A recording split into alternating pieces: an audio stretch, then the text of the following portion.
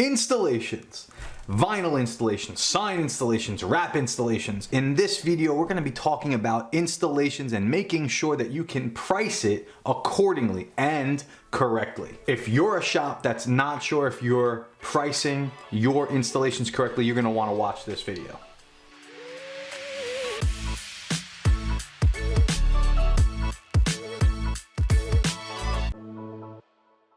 Hey, what's going on everybody? How's it going, shopVOX Universe? This is Peter Karunas with shopVOX, and in this video we're going to be talking about installation and pricing installations and budgeting hours for installations and all that jazz. So if you're a shop, whether you're a new shop or a seasoned shop, installations is probably part of your business model. But are you sure that you are charging the right amount of money for installations? Are you using the tools in front of you with shopVOX in order to make sure that you're charging the right amount of money to cover your costs, to cover your overhead? That's what we're going to be discussing here today. So this question came into me from Evan here in one of our forums. It says, does anybody have a system of determining how long a sign will take to install in advance? So this is a very good question, Evan, and I want to talk to you a little bit about it before we get into the metrics on how to price it accordingly. When you're a new shop, you don't usually have a lot of history to base your amount of hours that you're going to be billing for an installation. Not one installation is very similar to the next. As a matter of fact, you can have the same product and put it on the same building, and it may take one person longer to do than another. So you're not really sure how many hours to bill for until you start getting a lot of years and a lot of history of that one particular installer doing jobs over a period of time that you could say, my guy is gonna take 3 hours to do that rather than 4 or even 2 hours.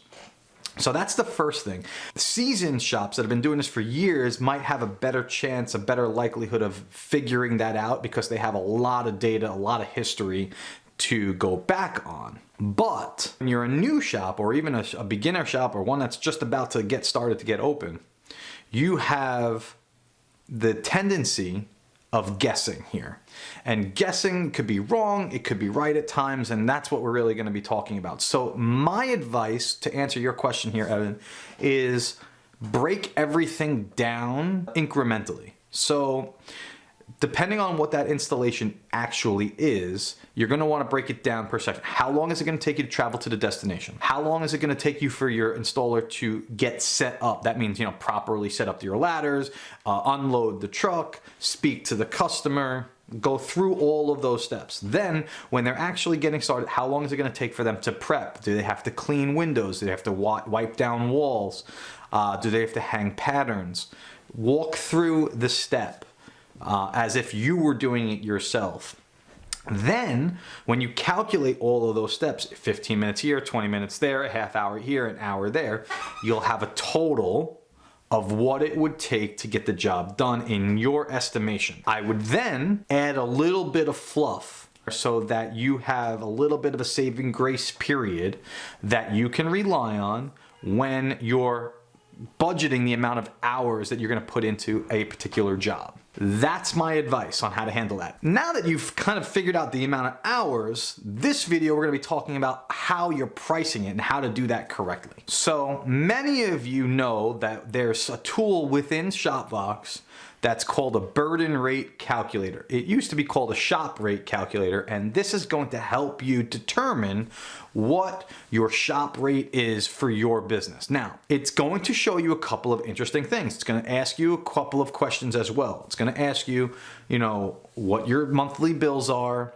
how many days a week you're open, how many hours you're actually working, and it's also going to ask you what your goals are, what your profitability goals are. Do you want to make $200,000 this year? Do you want to make $100,000 this year? Do you want to make $1 million this year? At the end of the day, it's going to tell you two things. It's going to tell you what your shop rate cost is and what your shop rate is.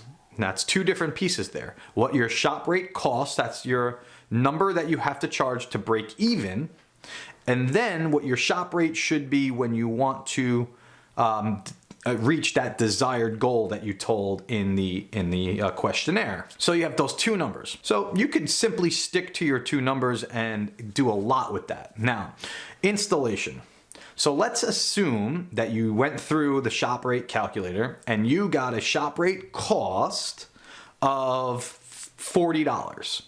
$40 per hour is what you need to charge in order to break even. Well, let's take a look at some other installation costs there that you would want to tack on as a cost. So there's a fuel cost for the vehicle. If you're sending a helper, there's a cost for that employee as well. There's miles that you're putting on your vehicle that you want to account for. Maintenance that on the vehicle that you want to account for. Any particular pieces to travel, meaning if you're going through tolls, if you're going over bridges, whatever the case is, you're going to want to tack those on as well. Those are called travel charges. So you have your costs of actually doing labor, you have your travel charges, right? And then you can kind of get to a number. Now, maybe you can do this a little differently. Some shops do it differently than others. There's not one right way to do this when you're in a new business. You can do this many different ways. This way is just the easy way and recommended way for beginners. Take your shop rate cost, then take your vehicle expenses, put them together. So now you are at $40 for your shop rate cost. Maybe you're gonna say another $15 in total per hour for the actual use and mileage and wear and tear of the vehicle. So now you're at $55 cost per hour. So let's take that cost, right? We want to make a little bit of a profit there. Well, how much profit do you want to make? Do you want to make 30%? Do you want to make 40%? Whatever it is, you're going to divide it by the remaining number of 100. So if you want to make 40%, you're going to take that $55 and you're going to divide that by 60. So you take $55 divided by 60 and you're going to get $91 per hour is basically what you're going to come up to. So if you want to take that number, you want to round that up a little bit, maybe $90, $95 an hour, or even $100 an hour. That's where your profit percentage is going to be in every hour that you have a tech or an installer out in the field. Okay, so that's an easy way to calculate the price for your installation per hour. There's another way, and this way I tend to get a little bit more detailed, right? You're gonna take your indirect costs, which is your overhead, and you're gonna break that down by hour, but you'll also take that into account with the burden rate of the employee. Now this is very interesting. So you take that burden rate, you have a $25 an hour employee. You also have a $40 an hour employee, and they at times can go on an installation together. So you're gonna have different installation rates when you do it this way, because you're gonna have one employee who makes $25 an hour plus burden. So let's just assume that that's $35 an hour, right? We have payroll costs and maybe that there's some other cost associated to having that employee hired with your company. And you're gonna take that with another employee and their burden rate, and you're gonna take that with a $40 an hour employee plus their burden rate. So let's say that's $50. So you have a $50 an hour plus a $35 an hour, and that's $85 an hour in true labor costs without taking into account overhead.